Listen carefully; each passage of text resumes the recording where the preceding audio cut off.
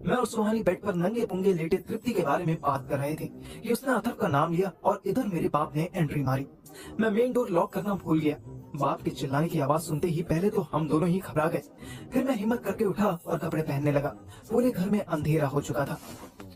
सुन सुहो, जब तक मैं ना आऊं रूम से बाहर मत निकलियो, लाइट मत ऑन करियो और चाहे कुछ भी हो जाए आवाज मत करियो। अगर मुझे डर लगा तो? तुझे डर लगा और तू चिल्लाई तो मेरे बाप को पता चल जाएगा और हमारी ऑनर किलिंग हो जाएगी। ऑनर किलिंग मैंने बस डराने के लिए बोला था और सुहानी डर भी गई। मैं सुहानी को ब्रा से उलझता छोड़ बाहर आ गया और आंख मलते हुए ऐसे एक्टिंग करने लगा जैसे अभी सो के उठा हूँ। हाँ जी, क्या हुआ? क्या हुआ पूछता है सुअर।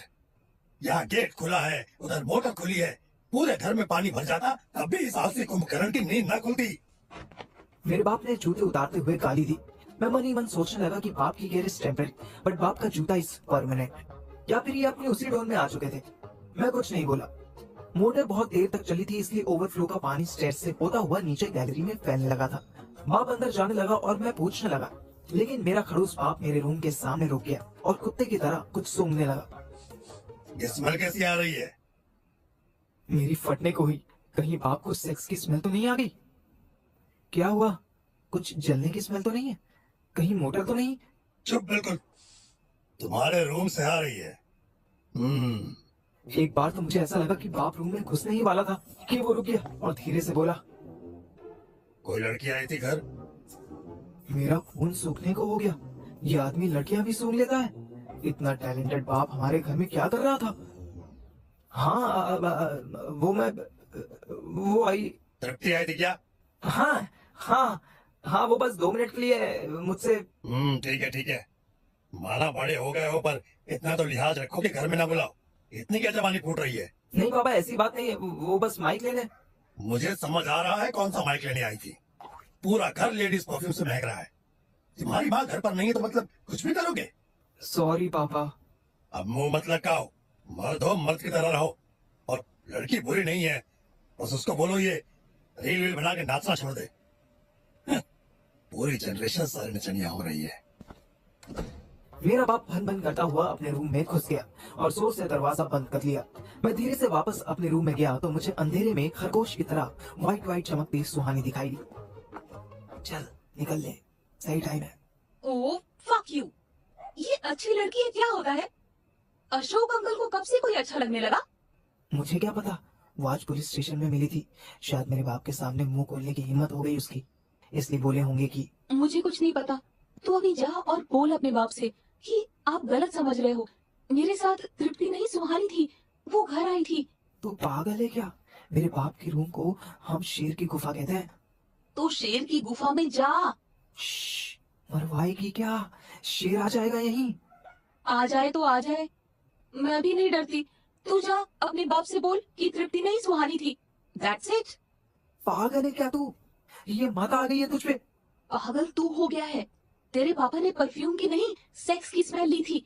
वो यही सोच रहे होंगे कि तू तृप्ति को यहाँ लाया था और उसके साथ तूने। सुहानी ने कहते कहते अपनी इमेजिनेशन से चिढ़कर मेरे हाथ पर एक मुक्का मार दिया।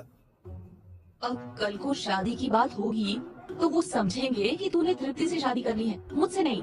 हे देवी, अपनी इमेजिनेशन के फोर्सेस को होल्ड करो। मैं कुछ नहीं जानती। या तो तू बोल या मैं जाती हूँ बोलने के लिए कि। अब मुझे इस राजधानी एक्सप्रेस को रोकने का कोई बहाना सोचना था। तू समझ नहीं रही, मेरा बाप साइको है। अभी क्या पता तृप्ति के घर जाकर उसके पेरेंट्स को कहते कि अपनी बेटी का ध्यान रखो, जबकि तृप्ति तो उसे बुरी भी नहीं लगती। और तेरे पापा से तो मेरा बाप 100% चिढ़ता है। मेरे पापा से क्यों? वो तो अथर्व के पापा से चिढ़ते हैं ना।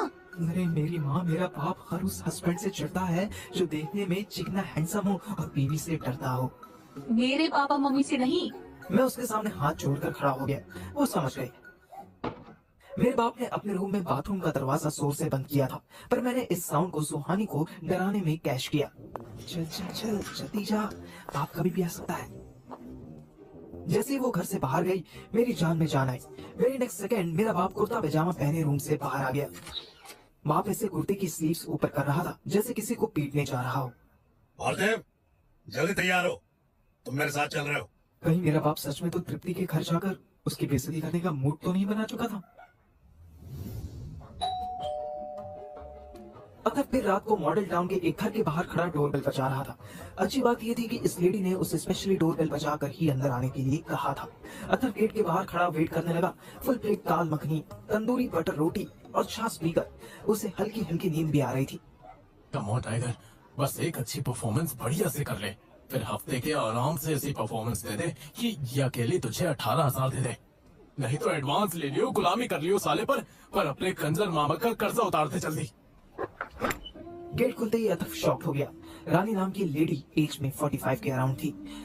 उनके गोरे रंग पर सिल्वर से बाल इतने रॉयल लग रहे थे कि अतफ ना चाहते हुए भी उन्हें नमस्ते करने लगा। आइए, अंदर आइए। रानी क्रीम कलर की साड़ी पहनी थी। अतर्व एक शानदार कोठी के अंदर था।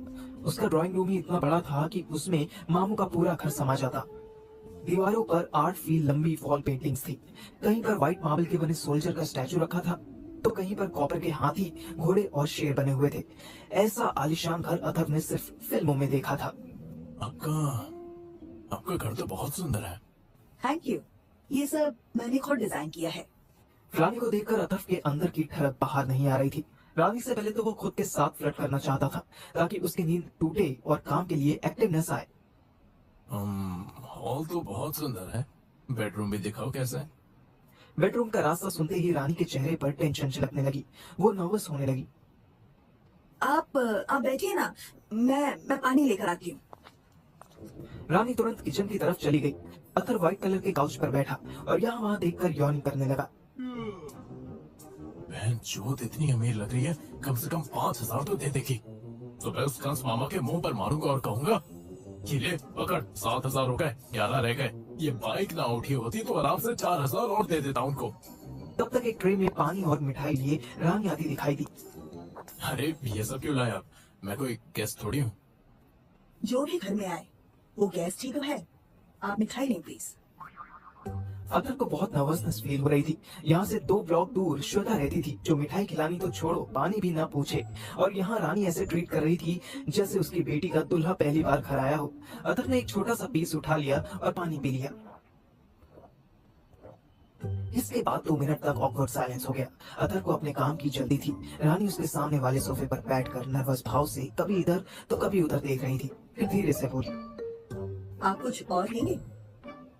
कुछ नहीं, इसलिए ही तो आया हूँ। अथर्व ने उठते ही जूते खोल दिए और धीरे धीरे अपने शर्ट के बटन खोलने लगा। रानी और नर्वस दिखने लगी। इट्स ओके अगर आपने बेडरूम सिर्फ किसी स्पेशल के लिए रिजर्व किया हुआ है तो हम यहाँ हॉल में भी साथ बैठ सकते हैं। नहीं, ऐसा कुछ नहीं है। आप बैठे रहिए। अथर्व ना माना। वो ऑलमोस्ट शर्ट खोलकर रानी के पास ही सोफे पर आकर बैठा और रानी की थाइस पर हाथ रख दिए।